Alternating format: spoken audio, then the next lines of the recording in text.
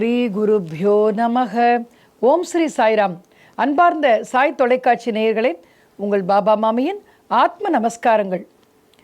பகவான் ஸ்ரீ சத்யசாயி பாபாவின் 100வது வருட விழாவை முன்னிட்டு அவருடைய திவ்ய சரித்திரம், இன்றளவும் தொடர்ந்து கொண்டிருக்கும் சுவாமியினுடைய அற்புத லீலைகள், உபதேசங்கள், மகிமைகள், இவை எல்லாவற்றையும் நம் சாய் தொலைக்காட்சியின் மூலமாக நேயர்களுக்கு வழங்கி கொண்டிருக்கிறோம். அந்த வகையில் அறிவியல் பூர்வமாக எல்லாவற்றையும் தெளிவாக விளக்கக்கூடிய நம்முடைய பக்தர்களுக்கு பக்குவமாக விளக்கக்கூடிய ஒரு தன்மையும் நம்முடைய அந்த ஆற்றலும் நம்முடைய சுவாமிக்கு இருந்தது. சில சமயங்களில் ஆன்மீகம் என்று சொன்னால் இளைய தலைமுறையினர் சிறிதளவு யோசிப்பார்கள். ஆனால் அறிவியல் பூர்வமாக அதையும் தாண்டியது ஆன்மீகத்தினுடைய ஒரு வரலாறு என்று சொல்லும் பொழுது அதையும் மிக அற்புதமாக எடுத்து சொல்வதில் நம்முடைய சுவாமிக்கு மிஞ்சினவர் யாரும் இருக்க முடியாது. ஒரு முறை நம்முடைய இந்த சுவாமி தமது பக்தர்களோடு பேசி கொண்டிருந்த பொழுது, எப்போதும் சத்சங்கம் செய்யும் பொழுது நிறைய குறும்புத்தனமான விளையாட்டுக்களையும் செய்வார்.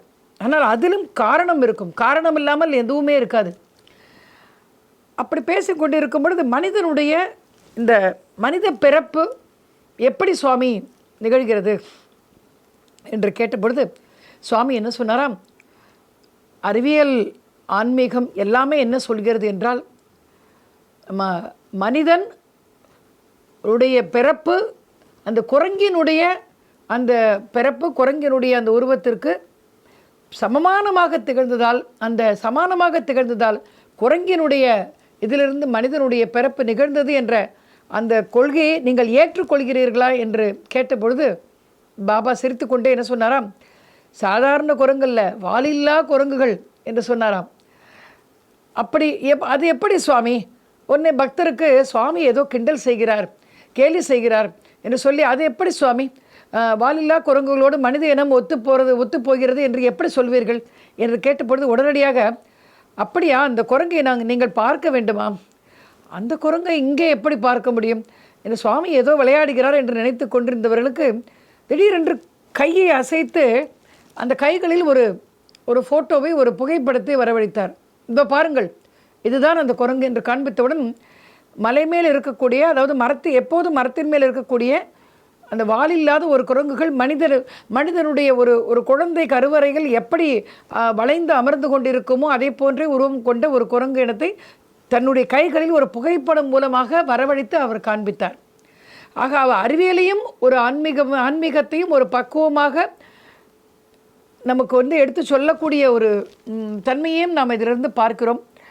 அதை போன்றே வைகுண்ட ஏகாதசி என்ற ஒரு புனிதமான ஒரு நாளன்று திருப்பாற்கடலை கடைந்து எவ்வாறு தேவர்களும் அசுரர்களும் மிகவும் கஷ்டப்பட்டு சிரமப்பட்டு பார்க்கடலை கடைந்து அந்த அமிர்தம் எடுத்ததை பற்றி நாம் எல்லாம் படித்திருக்கிறோம். அந்த அமிர்தம் எடுத்த பொழுது முதலாக வந்தது அந்த ஆலகால நஞ்சு, விஷம், அதை பற்றியும் நாம் படித்திருக்கிறோம். அந்த ஆலகால விஷத்தை சர்வேஸ்வரன் வேறு யாராலும் அதை தொட முடியாது, அதை ஜீரணித்து கொள்ள முடியாது. அப்போ இந்த உலகமே அந்த ஆலகால விஷயத்தில் சமுத்திரம் முழுவதுமே நச்சாகிவிடும், பிறகு எல்லா உயிர்களும் அங்கே இறக்க வேண்டியதுதான் என்ற பயத்தில் இருந்த பொழுது அந்த ஆலகால விஷத்தை ஒருவருமே தொட முடியாது என்ற ஒரு சூழ்நிலை உருவாக்கும் பொழுது சர்வேஸ்வரனே அதை உட்கொண்டார் என்பதையும் பற்றி நாம் கேட்டிருக்கிறோம். ஆக நம்முடைய சுவாமி என்ன செய்வாராம், பகவான் ஸ்ரீ சத்யசாயி பாபா குறிப்பாக வைகுண்ட ஏகாதசி தினத்தன்று அந்த அமிர்தத்தை வரவழைத்து எல்லோருக்கும் தருவாராம். அது எந்த சூழ்நிலையிலும் சில நேரங்களில் சித்ராவதி நதியிலிருந்து கூட அமிர்தத்தை வரவழைத்து அவர்கள் தந்துக்கூடிய அற்புத அனுபவங்களும் நிகழ்ந்திருக்கிறது. ஒரு முறை பம்பாயிலிருந்து வந்த ஒருவருக்கு வெள்ளி கூச்சாவில் அமிர்தத்தை வரவழைத்து எல்லோருக்கும் அதை பரிமாற சொல்லிவிட்டு திறப்புக்கு காலி கூச்சா அவர்கள் கையில் கிடைத்த பொழுது சிறிது ஏமாற்றம் அடைந்தார்களாம். பிறகு தன்னுடைய கைகளில் அந்த கூச்சாவை வாங்கி கொண்டு திரும்ப அளித்த பொழுது அங்கே அந்த கூஜா நிறைய அமிர்தம் நிரம்பி வழிந்ததாம். இது போன்று பல அற்புதங்களை பக்தர்கள் எதிர்பார்க்காத அன்பிலீவபிள் மிராக்கிள் என்று சொல்வார்கள், அது போன்றெல்லாம் நடந்திருக்கிறது. அதுபோன்று நாம் இங்கே சுவாமியினுடைய திக்விஜய பயணத்தை பற்றி நாம் குறிப்பிட்டாக வேண்டும். அதில் என்ன சிறப்பு அடங்கி இருக்கிறது என்று சொன்னால், சுவாமி பல இடங்களுக்கும் 1957 முதல் பல இடங்களுக்கும் இந்திய தேசத்தில் சென்று வந்திருக்கிறார் என்பது நம்ம எல்லோருக்குமே தெரியும். தன்னுடைய பக்தர்களோடு மிகச்சிறந்த சாது சந்துக்களோடு பல இடங்களுக்கும் சுவாமி புண்ணிய க்ஷேத்திரங்களுக்கெல்லாம் சென்று வந்திருக்கிறார். அவ்வாறு செல்லும் வழியில் ஏதாவது ஒரு புண்ணிய க்ஷேத்திரம் ஆலயங்கள் இருந்தாலும் அந்த ஆலயங்களில் எழுந்தருளி இருக்கக்கூடிய தெய்வங்கள், தேவதைகள் மற்றும் அங்கு வழியில் இருக்கக்கூடிய சித்தர்களின் ஜீவ சமாதி பீடங்கள் எது இருந்தாலும் அந்த பீடங்கள் அங்கு சற்று நிறுத்தும்படி செய்து அந்த ஆலயத்தினுடைய விசேஷ மகத்துவம் என்ன, அந்த தேவதைகளுடைய மகிமை என்ன, அந்த சமாதி அடைந்திருக்கக்கூடிய சித்தர்களுடைய அந்த மகிமை என்ன, இவை எல்லாவற்றையும் பற்றி ஸ்தல வரலாறு புராணங்கள் இவை அனைத்தையும் அற்புதமாக தன்னுடைய பக்தர்களுக்கு விளக்கி சொல்லுவாராம். எல்லாவற்றையும் நாம் தெரிந்து கொள்ள வேண்டும் என்று சொல்வார். இந்த நாலேஜ் என்று சொல்லக்கூடிய நாலேஜ் ஞானம் என்று சொல்லக்கூடிய விஸ்டம் என்பதிலிருந்து வேறுபட்டது. நாம் படித்து அறிந்து கொள்வது நாலேஜ், நம்முடைய பட்டு அறிந்து கொள்வது விஸ்டம், ஞானம். அவர் சொல்வாராம், எல்லாவற்றையும் பற்றி தெரிந்து கொள்ள வேண்டும். ஆக அவருடைய அந்த திக்விஜய பயணத்தில் எந்த ஆலயத்திற்கு சென்றாலும் அந்த ஆலயத்தினுடைய ஸ்தல வரலாறு என்ன எல்லாவற்றையும் சொல்லிவிடுவார். ஒரு முறை அவருடைய பக்தர் ஒருவர் தன்னுடைய கழுத்தில் ஒரு டாலர் என்று சொல்லுவோம் இல்லை, பதக்கம், அதில் ஒரு சாது அவருடைய மனைவி 2 பேரும் இருக்குமாறு ஒரு டாலரை பதக்கத்தை அணிந்து கொண்டு வந்தார். அங்கே இருக்கிறவங்க எல்லோருக்கும் ஒரே குழப்பம், அந்த டாலரில் இருப்பவர் யார், அந்த சாது யார், அவர் இவ்வளவு பெரிய உருவத்தில் அவரையும் அவரது துணைவியாரையும் சேர்த்து அணிந்து கொண்டு இவர் உட்கார்ந்து கொண்டிருக்கிறாரே, அது யாராக இருக்கக்கூடும் என்றெல்லாம் யோசித்தார். அவர் அணிந்து கொண்டு வந்தவருக்கே கூட அவ்வளவு தெரியுமா என்னன்னு தெரியவில்லை அவரை பற்றி. நம்முடைய பகவான் ஸ்ரீ சத்யசாய் பாபா அவரை அழைத்து அந்த பதக்கத்தில் உள்ளவர் யார் என்பதை அவரை சொல்லி அவரால் சில விஷயங்கள் சொல்ல முடிந்தது. ஆனால் மற்ற சில விஷயங்கள் அவருடைய மகிமை என்ன என்பதை பற்றி எல்லோருக்கும் எடுத்து சொன்னாராம். அவருடைய பூர்வீக வரலாறையே அவர் எடுத்து சொல்லியிருக்கிறார். எல்லா மகான்களையும் மதிக்க வேண்டும், எல்லா மாற்று மதத்தினரையும் மதித்து போற்ற வேண்டும், எல்லா மாற்று மதத்தின் கடவுளையும் நம்முடைய கடவுளாக ஏற்றுக்கொள்ள வேண்டும். இப்படி எல்லாவற்றையும் அரவணைத்து கொண்டு செல்லக்கூடிய ஒரு மனப்பாங்கு உடையவராக நம்முடைய பகவான் ஸ்ரீ சத்யசாய் பாபா திகழ்ந்தார். இதுதான் சத்தியம். ஆக எல்லோருமே மாற்று மதத்தினர் எல்லோருமே பகவான் ஸ்ரீ சத்யசாய் பாபா மீது மிகுந்த அன்பை பொழிந்தனர். அவர் அது மட்டுமல்ல, ஆண் பெண் என்ற வித்தியாசமின்றி பாரபட்சமின்றி எல்லோருக்குமே இறைவனுடைய அருளை பெறுவதற்கு தகுதியானவர்கள். மேலும் இறைவனுடைய அந்த ஸ்லோகங்கள், அந்த பிரார்த்தனை பாடல்கள், வேத மந்திர உச்சாரணங்கள் இவை எல்லாவற்றையும் எல்லோருக்கும் சொல்வதற்கு அருகதை உள்ளது, எல்லோருக்கும் சொல்வதற்கு அதிகாரம் உள்ளது, அருகதையும் உள்ளது என்பதை நம் புட்டபர்த்தி என்ற புண்ணிய க்ஷேத்திரத்தில் சுவாமி வாழ்ந்த காலத்திலேயே அதை நிரூபித்தும் காண்பித்தார் அவர். ஆக அவர் வாழ்ந்த காலம் முதல் இங்கு நம்முடைய இந்திய தேசத்தவர் மட்டுமல்ல, இதில் ஆச்சரியம் என்னவென்றால் வெளிநாட்டினரும் ஆண் பெண் என்ற வேறுபாடு இல்லாமல் அத்தனை பேரும் அங்கு வந்திருந்து அங்கு பல மாத காலம் தங்கி இருந்து அதிகாலையில் அங்கு உச்சரிக்கப்படும் வேத மந்திர உச்சாரணங்களை முறையாக பயின்று, அந்த புத்தகங்கள் எல்லாம் இருக்கின்றன, அதை வைத்துக்கொண்டு முறையாக பயின்று அதனுடைய உள் அர்த்தத்தை புரிந்து கொண்டு அதை உச்சாரணம் செய்து மனப்பாடம் செய்து கொண்டு அதை அற்புதமாக அவர்கள் அந்த சாண்டிங் என்று சொல்வார்களே உச்சாரணம் செய்வதை இன்றளவும் அங்கு சென்றால் நாம் பார்க்கலாம். இது இந்திய தேசத்தில் மட்டும் புட்டபர்த்தியில் மட்டும் நடக்கக்கூடிய விஷயமல்ல. உலக நாடுகள் முழுவதிலும் ஸ்ரீ சத்ய சாய் பாபா நிறுவன அமைப்பைச் சேர்ந்த பக்தர்கள் இன்றளவும் இந்த சேவையை தொடர்ந்து, சுவாமியால் அறிவுறுத்தப்பட்ட இந்த சேவையை தொடர்ந்து பக்தியோடு செய்து வருகிறார்கள். இதுதான் சத்தியம். அதுபோன்று கணபதி அதர்வ சீர்ஷ மந்திரம், விஷ்ணு சஹஸ்ரநாம, புருஷ சுக்தம், ஸ்ரீ சுக்தம், ருத்ரம், சமகம் போன்ற வேத மந்திர உச்சாரணங்களை அடியேனும் வளைகுடாவில் அரபு நாடுகளில் இருந்து சுவாமி ஸ்ரீ பகவான் சத்ய சாய் பாபா அவர்களுடைய அந்த அமைப்பின் கீழ் அவருடைய அந்த பக்தர்கள் மூலம் இலவசமாக கொள்ளக்கூடிய பாக்கியமும் அடியேனுக்கு கிடைத்தது. உலக நாடுகள் முழுவதிலும் இன்று பகவான் ஸ்ரீ சத்ய சாய் பாபாவினுடைய பக்தர்கள் ஒரு அமைப்பு வைத்து நடத்தி எல்லோருக்கும் அதில் கைங்கரியம், சமுதாய சேவை மற்றும் இலவசமாக கல்வி சேவை பணி, கல்வி பணி மற்றும் நாராயணி சேவை என்று சொல்லக்கூடியது எல்லோருக்கும் உணவு அளிக்கக்கூடியது. மேலும் அந்த சோஸ்திரங்கள், ஸ்லோகங்கள் இவை எல்லாவற்றையும் பயிற்றுவிக்கக்கூடிய சிறப்பு பயிற்சி முகாம்கள், இரத்த தான முகாம்கள், அன்னதான முகாம்கள், இப்படிப்பட்ட ஏராளமான சேவைகளை சுவாமியினுடைய பக்தர்கள் இப்பொழுதும் செய்து வருகிறார்கள். சுவாமி எப்பொழுதுமே இந்த சேவை, service to human being, service to God, எப்போதுமே சேவை செய் என்று சொல்வார். சேவை செய்யும் பொழுது பாரபட்சம் பார்க்காதேன், ஆண் பெண் பார்ப்ப என்ற பாகுபாடின்றி எல்லோரும் வேத மந்திரத்தை சொல்ல முடியும். எல்லோருக்கும் அந்த அருள் உண்டு. எல்லோரும் புனிதமானவர்கள்.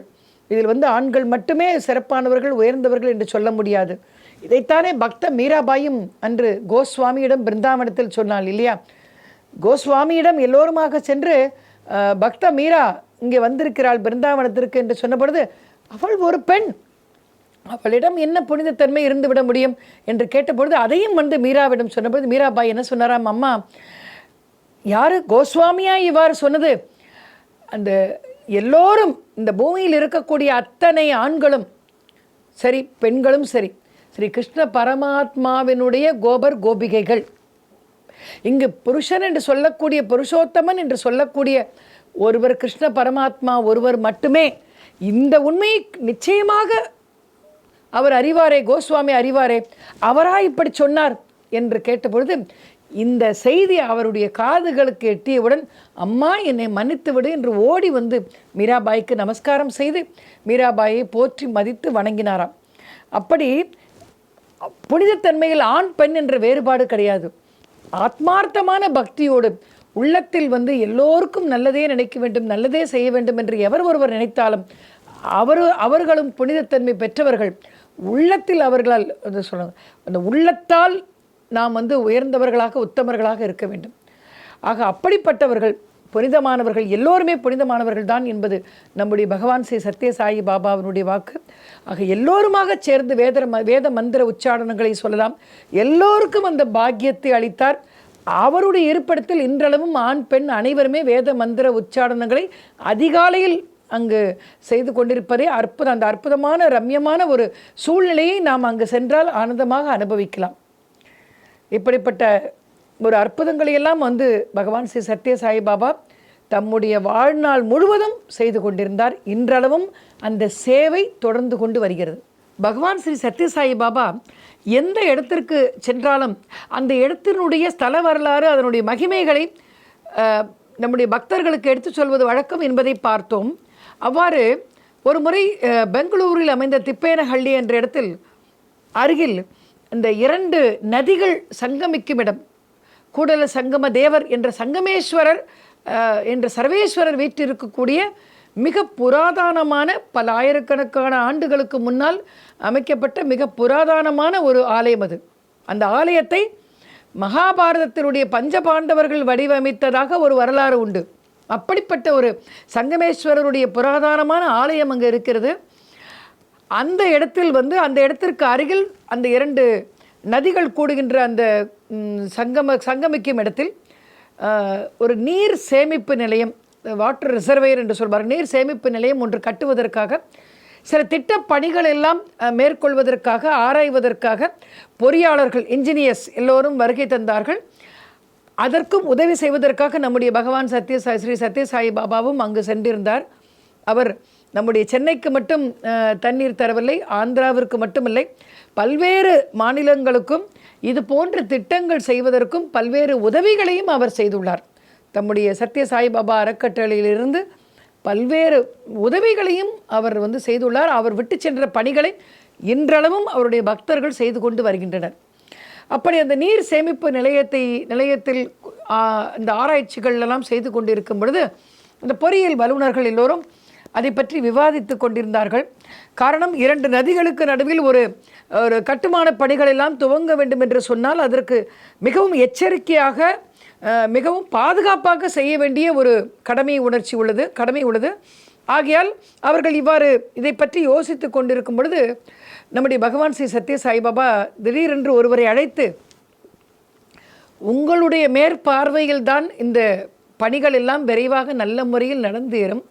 காரணம், நீங்கள் சங்கமேஸ்வரருடைய பரம பக்தர் அல்லவா, வீர சைவத்தை பின்பற்றும் வழியில் வந்தவராயிற்றே நீங்கள் என்று சொன்னவுடன் அவருக்கு ஆச்சரியம் தாங்கவில்லை.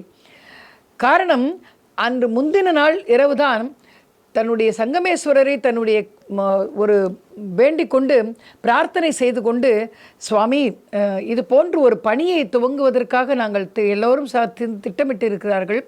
இது நல்லபடியாக துவங்க வேண்டும், நல்லபடியாக கட்டி முடிக்கப்பட வேண்டும், இதனுடைய பலன் எல்லோருக்கும் கிடைக்க வேண்டும், அதற்கு நீங்கள் தான் அருள் செய்ய வேண்டும் என்றெல்லாம் வேண்டிக் கொண்டு சங்கமேஸ்வரரிடம் பிரார்த்தனை செய்து கொண்டு படுத்தேன்.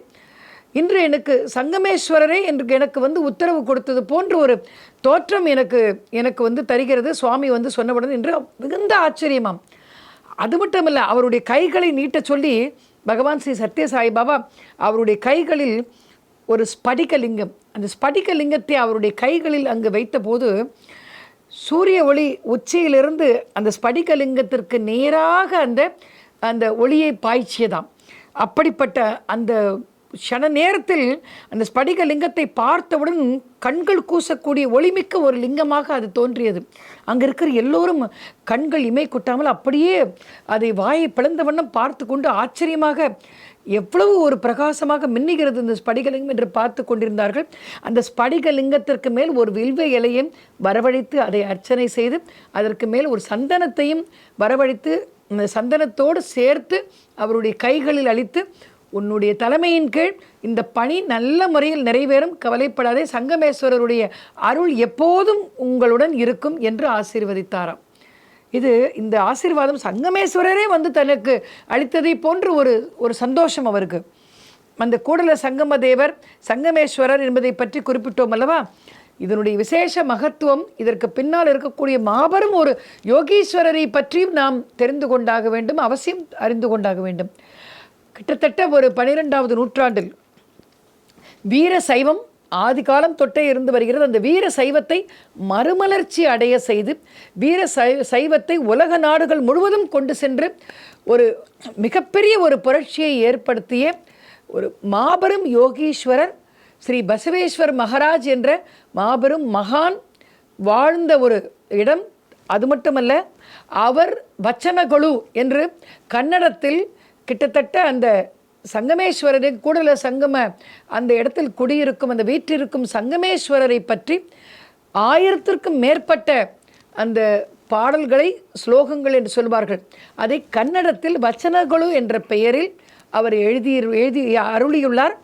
அந்த பாடல்கள் எல்லாவற்றிலும் இறுதியாக சிறிய சிறிய பாடல்கள் சமூக சீர்திருத்தத்தையும் இறைப்பணியையும் இணைத்து சொல்லக்கூடிய ஒரு அற்புதமான ஒரு புரட்சிகரமான சிந்தனையை 12வது நூற்றாண்டிலேயே ஸ்ரீ பசவேஸ்வர் மகாராஜ் அவர்களிடத்தில் அவர்களுக்கு இருந்தது. அப்படி அவர் அருளி செய்த அந்த பாடல்கள் எல்லாவற்றிலுமே, அந்த வசனங்கள் எல்லாவற்றிலும் வசன பாடல்களாகவே அமைந்திருந்தது. இறுதியில் கடைசி வரியில் கூடல சங்கம தேவா என்று சொல்லிதான் முடிப்பார். அந்த கூடல சங்கம தேவர்னா, கூடல சங்கமம் என்றால் 2 நதிகள் சங்கமிக்கும் இடம். அதனால்தான் சங்கமேஸ்வரர் என்று பெயர் பெற்றார். மகாபாரதத்தில் பாண்டவர் காலத்தில் பிரதிஷ்டை செய்யப்பட்டதாக அந்த லிங்கம் ஒரு புராண கதையும் உள்ளது. அப்படிப்பட்ட மிக புராதான வரலாற்றை கொண்டது அந்த சங்கமேஸ்வரருடைய ஆலயம். அந்த இடத்தில் தான், அந்த கூடல சங்கம இடத்தில் 2 நதிகள் சங்கமிக்கும் அந்த புனிதமான சங்கமேஸ்வரர் வீற்றிருக்கும் அந்த இடத்தில் தான் ஸ்ரீ பசவேஸ்வர் மகாராஜ் இந்த சமூக நன்மைக்காக, இந்த சமூகத்தினர் இருபுறமும் மிகப்பெரிய ஒரு கலவரத்தை உண்டு பண்ணி அவர்கள் இந்த சமூகத்தினுடைய நன்மைக்கு கேடான விஷயங்களை எல்லாம் செய்யும் பொழுது, இந்த சமூக நன்மைக்காக நான் என்னையே நான் தியாகம் செய்கிறேன் என்று சொல்லி, நான் இந்த கூடல சங்கமத்தில் ஜலசமாதியாக நான் என் உயிரை தியாகம் செய்கிறேன் என்று சொல்லி அந்த இடத்தில் தான் அவருடைய அந்த ஜலசமாதி அடைந்த இடமும் அந்த புனிதமான இடம்தான். இந்த ஸ்ரீ பசவேஸ்வர மகாராஜ் அவர்கள் மாபெரும் யோகீஸ்வரர் மகான். அவர் சமுதாய சீர்திருத்தம் இறைப்பணியோடு சேர்ந்து செய்யும் பொழுதுதான் அங்கே இறைப்பணி உண்மையிலேயே அதற்கு ஒரு அர்த்தம் இருக்கும் என்ற ஒரு விஷயத்தையும் மிக புரட்சிகரமாக 12வது நூற்றாண்டிலேயே வீர சைவத்தை தழைத்தோங்க செய்தவர். அப்பொழுது வீர சைவத்திற்கு மிக பெரும் ஒரு சோதனையாக பௌத்தமும் சமணமும் இருந்த அந்த காலத்தில் வீர சைவத்தை தழைத்தோங்க செய்தவர். தென்னிந்தியா முழுவதும், கர்நாடகத்தில் துவங்கி தென்னிந்தியா முழுவதும், உலக நாடுகள் முழுவதும் இன்று அவருடைய ஸ்ரீ பசவேஸ்வர் மகாராஜ் அவருடைய ஃபாலோயர்ஸ் என்று சொல்லக்கூடிய வழித்தோன்றல்கள் லிங்காயத் மரபினர் இன்றளவும் இருந்து அந்த வீரசைவ மரபினை கட்டி காப்பாற்றி கொண்டு வருகின்றார்கள். அந்த அவருடைய அந்த வழிபாட்டு முறைகளை எல்லாம் அவர் பின்பற்றி அங்கு இன்றளவும் ஈசனை வழிபட்டு கொண்டு வருகிறார்கள். அப்படிப்பட்ட புனிதத்துவம் நிறைந்த அந்த சங்கமேஸ்வரருடைய அந்த ஒரு ஆலயத்தில் அங்கு அருகில் அந்த நதியினுடைய 2 சங்கமிக்கும் அந்த இடத்தில் நடைபெறவிருக்கும் அந்த கட்டுமான பணியை சுவாமி ஆசீர்வதித்து சங்கமேஸ்வரரை தன்னுடைய கைகளில் ஸ்படிகலிங்கமாக வரவழைத்து அந்த பொறியியல் வல்லுநருக்கு அளித்தார். அளித்த காரணத்தால் மிகச் சிறப்பாக அந்த பணி துவங்கப்பட்டு மிகச்சிறப்பாக அந்த பணியும் முடிவடைந்தது. சுவாமியினுடைய ஆசீர்வாதத்தால் மிகச் சிறப்பாக முடிவடைந்ததாக எல்லோரும் அங்கே கூறும் பொழுது எல்லோருக்கும் அங்கே சந்தோஷம். சுவாமியினுடைய ஒரு ஆசீர்வாதம் பரிபூர்ணமாக அங்கு சங்கமேஸ்வரருடைய மூலமாக எல்லோருக்கும் அங்கு கிடைத்ததாக எல்லோரும் குறிப்பிட்டார்கள். இத்தகைய அற்புதமான ஒரு அனுபவங்களையும் அங்கே பகிர்ந்து கொண்டிருக்கிறார்கள். பகவான் ஸ்ரீ சத்யசாயி பாபா எப்போதுமே பல பொருள்களை தன்னுடைய அற்புத மகிமையால் அற்புதத்தால் வரவழைத்திருக்கிறார். பல பொருள்களை ஏராளமான பொருட்களை உருவாக்கி இருக்கிறார், சிருஷ்டித்து அளித்திருக்கிறார், படைத்திருக்கிறார். பல்வேறு வகையான பொருட்களை வரவழைத்ததால் இதை பற்றியெல்லாம் நாம் நிறைய பார்த்திருக்கிறோம். ஆனால் அவர் ஒரு விஷயத்தை நம்முடைய பக்தர்களிடத்தில் ஒரு முறை சொல்லும் பொழுது, எல்லாமே மற்றவர்களுடைய நன்மைக்காக மட்டுமே, நான் எனக்காக என்னுடைய நலனை பொருட்டு எனக்காக எந்த பொருளையும் நானே வரவழைத்தது கிடையாது என்பதை பற்றி சொல்லும் பொழுது அங்கு நடந்த ஒரு அற்புதத்தை பற்றி நாம் விவரிக்க வேண்டும். ஒரு முறை என்ன ஆயிற்றாம், புட்டபர்த்தியிலிருந்து நம்முடைய பகவான் ஸ்ரீ சத்யசாயி பாபா தன்னுடைய பக்தர்களோடு கிளம்பி பக்கத்து ஒரு கிராமத்திற்கு செல்கிறார். கிராமத்திற்கு சென்றவுடன் அங்கேயே அவர் எங்கு தம்முடைய பக்தர்களை அழைத்து கொண்டு செல்வார்களோ அங்கு சமைக்க வேண்டிய அந்த உணவுக்கு வேண்டிய அந்த பொருட்கள் மற்றும் எல்லாவற்றையும் கூட எடுத்து செல்வது வழக்கம். காரணம், ஒவ்வொரு இடத்திலும் அக்காலத்தில் உணவு விடுதிகள் இவையெல்லாம் இருக்கும் என்று எதிர்பார்க்க முடியாது. கிராமங்களில் பொதுவாக அந்த வசதிகளை நாம் எதிர்பார்க்க முடியாது. ஆகையால் மேலும் சமைக்கும் பொருட்களில் சுவாமியினுடைய அந்த கை அசைவால் சுவாமியினுடைய ஆசீர்வாதமும் சுவாமியினுடைய கை ஸ்பரிசம் பட்டு அந்த பொருள் பிரசாதமாக மாறி அத்தனை பேருக்கும் சுவாமியே தன்னுடைய கரங்களில் பரிமாறும் ஒரு அற்புதத்தையும் நாம் சுவாமியோடு சென்ற பக்தர்கள் சொல்லியிருக்கிறார்கள். போரும் என்ற அளவுக்கு அவர் போட்டுக்கொள்வார். அது மட்டும் இலையில் இடுவார். அது மட்டுமல்ல, அவர் கிட்டத்தட்ட ஒரு 25 பேருக்கு, ஒரு 250 பேர், 25 பேருக்கு அவர் சமைத்தால் ஒரு 100 பேருக்கு மேல் சாப்பிடலாம். 250 பேருக்கு சமைத்தால், இப்போ சுவாமியினுடைய ஆசீர்வாதம் இருந்தால் 500 பேருக்கு மேல் சாப்பிடலாம். இப்படிப்பட்ட அற்புதங்கள் எல்லாம் அங்கே நிறைய நடந்து கொண்டிருக்கின்றன. இன்றளவும் அந்த அற்புதங்கள் தொடர்ந்து கொண்டிருக்கின்றன. ஆக சுவாமியோடு எல்லோரும் சென்றவர்கள் அங்கேயே சென்ற இடத்தில் சமைத்து எல்லாம் உணவருந்தி பிறகு திரும்பி தன்னுடைய அங்கே பணிகளெல்லாம் முடிந்து திரும்ப வருகிறார்கள். வரும்பொழுது ஒரு கிராமத்திற்கும் மற்றொரு இடத்திற்கும் நடுவில் அடர்ந்த காட்டு பகுதி இருக்கிறது. வந்து கொண்டே இருக்கும்போது திடீரென்று சுவாமி எல்லோருக்கும் முன்னால் செல்ல ஆரம்பிக்கிறார். எல்லோருக்கும் முன்னால் செல்ல ஆரம்பித்தவுடன் இவர்கள் எல்லோருக்கும் சந்தேகம் அடைகிறது. ஏன் சுவாமி தன்னுடைய வேகத்தை கூட்டி முன்னால் செல்கிறார் என்ற ஒரு சந்தேகம் அவர்களுக்கு எழுகிறது. அப்பொழுது அவர்களுக்கு தெரியவில்லை, ஏன் என்ன காரணம் என்று தெரியவில்லை. திடீரென்று அந்த புதரில் இருந்து வெளிப்பட்ட ஒரு மிகப்பெரிய நாகம் ஒன்று, பாம்பு ஒன்று சுவாமியினுடைய காலை இருக்க ஒரு கவ்விக்கொண்டு சுவாமியினுடைய காலில் தன்னுடைய வாயை பதித்து விட்டு நமஸ்காரம் செய்வதைப் போல ஒரு பாவனை செய்துவிட்டு அங்கிருந்து சென்று விடுகிறது. உடனடியாக எல்லோரும் ஓடி வந்து விடுகிறார்கள். எல்லோரும் பதறுகிறார்கள். சுவாமியை நாகம் கடித்து விட்டது, என்ன செய்வது? சுவாமி தன்னுடைய சிறிது மயக்க நிலையை அடைகிறார். அந்த சமயத்தில் கூட சுவாமி செய்த ஒரு அற்புதத்தை பற்றி, சுவாமியினுடைய ஒரு கருணையே உருவான, கருணாசாகரா என்று சொல்லுவது போல அவருடைய கருணையே உருவான ஒரு செயலை பற்றி, அவர் சொன்னதை பற்றி, தன்னுடைய பக்தர்களிடம் அறிவுறுத்தியதை பற்றியும் அங்கு என்ன நடந்தது என்பதை பற்றியும் நாம் வரும் தொடரில் காண்போம். ஓம் ஸ்ரீ சாய்ராம்.